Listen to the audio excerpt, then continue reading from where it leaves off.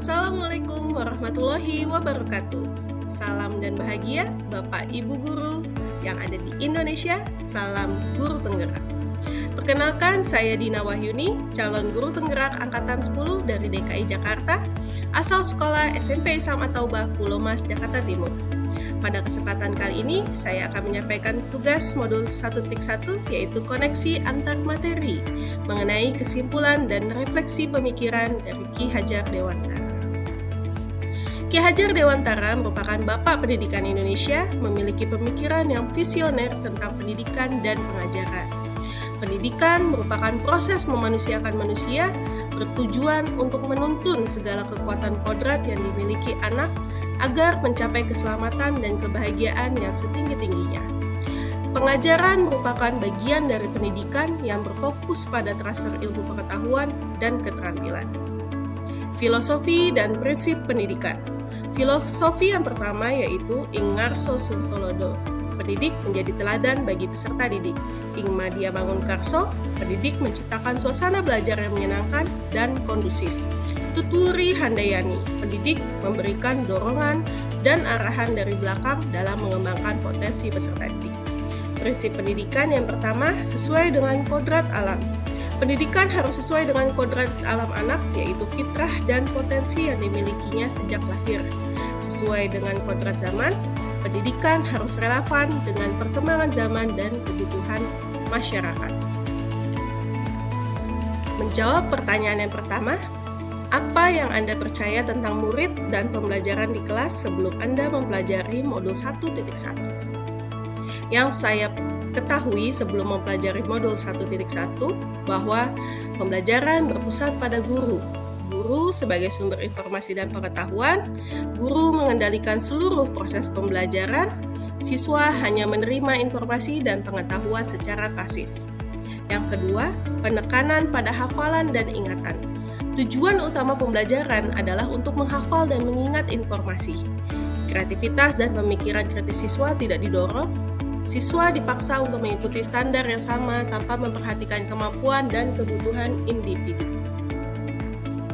Yang saya ketahui kembali sebelum mempelajari modul 1.1, metode pembelajaran tradisional masih ceramah, tanya jawab, dan pemberian tugas merupakan metode pembelajaran yang umum digunakan.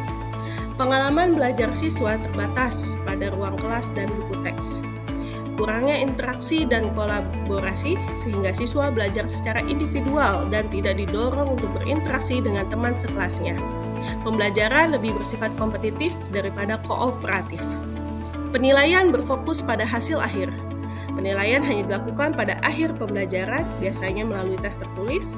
Proses belajar dan perkembangan siswa tidak dipantau secara berkelanjutan. Siswa hanya dinilai berdasarkan kemampuannya untuk menghafal dan mengingat informasi. Pertanyaan yang kedua, apa yang berubah dari pemikiran atau perilaku Anda setelah mempelajari modul 1.1 ini? Perubahan yang saya lakukan setelah saya mempelajari modul 1.1 terdapat pada pemikiran atau perilaku saya. Yang pertama, guru berperan sebagai fasilitator dalam pembelajaran, dapat membantu siswa untuk menemukan dan membangun pengetahuannya sendiri. Guru harus dapat menyesuaikan pembelajaran dengan kebutuhan dan kemampuan setiap siswa. Guru harus menjadi teladan bagi siswa dalam berperilaku dan bertindak. Guru harus menjadi teman dan pembimbing bagi siswa. Guru harus mengikuti perkembangan zaman dan ilmu pengetahuan baru. Perubahan pemikiran dan perilaku selanjutnya, guru harus memberikan kesempatan kepada siswa untuk aktif dan terlibat dalam proses pembelajaran. Siswa dapat belajar dengan mengerjakan proyek yang relevan dengan kehidupan nyata. Guru harus memiliki metode pembelajaran yang sesuai dengan kebutuhan dan gaya belajar siswa. Siswa dapat belajar dengan bekerja sama dalam kelompoknya. Guru dapat memberikan pembelajaran yang berbeda kepada siswa sesuai dengan kebutuhan dan kemampuannya. Pertanyaan yang ketiga yaitu, apa yang dapat segera Anda terapkan lebih baik agar kelas Anda mencerminkan pemikiran Ki Hajar Dewantara? Yang dapat saya terapkan di kelas ada 3 hal. Yang pertama, menciptakan lingkungan belajar yang merdeka dan nyaman. Membangun suasana kelas yang demokratis di mana siswa merasa bebas untuk berkreasi, mengeluarkan pendapat, dan bertanya tanpa rasa takut. menciptakan budaya belajar yang positif dan inklusif, di mana semua siswa akan merasa dihargai dan dihormati. Menghindari sikap otoriter dan paksaan dalam mengajar. Hal yang dilakukan yang kedua, memfokuskan pada pembelajaran yang berpusat pada siswa. Memahami kebutuhan dan karakteristik setiap siswa dan menyesuaikan pembelajarannya agar sesuai. Menggunakan berbagai metode pembelajaran yang menarik dan aktif seperti diskusi, proyek, dan permainan.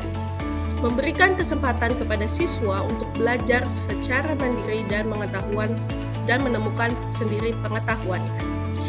Hal yang dapat dilakukan yang ketiga, menjadi motivator dan fasilitator bagi siswa.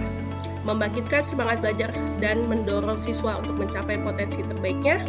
Memberikan umpan balik yang positif dan konstruktif tetap kepada siswa. Menjadi fasilitator yang membantu siswa dalam proses belajarnya. Menjadi contoh bagi siswa dalam hal sikap, perilaku, dan nilai-nilai yang diajarkan. Dari ketiga pertanyaan tersebut dapat disimpulkan bahwa pemikiran Ki Hajar Dewantara tentang pendidikan sangat relevan dengan pembelajaran yang berpusat pada siswa. Filosofi dan prinsipnya dapat menjadi pedoman bagi guru dalam menjalankan tugasnya. Guru dapat menjadi pendidik yang inspiratif dan berpihak pada siswa sebagaimana yang dicita-citakan oleh Ki Hajar Dewantara. Sekian penjabaran koneksi antar materi di modul 1.1 ini. Terima kasih, semoga bermanfaat. Wassalamualaikum warahmatullahi wabarakatuh. Salam guru penggerak.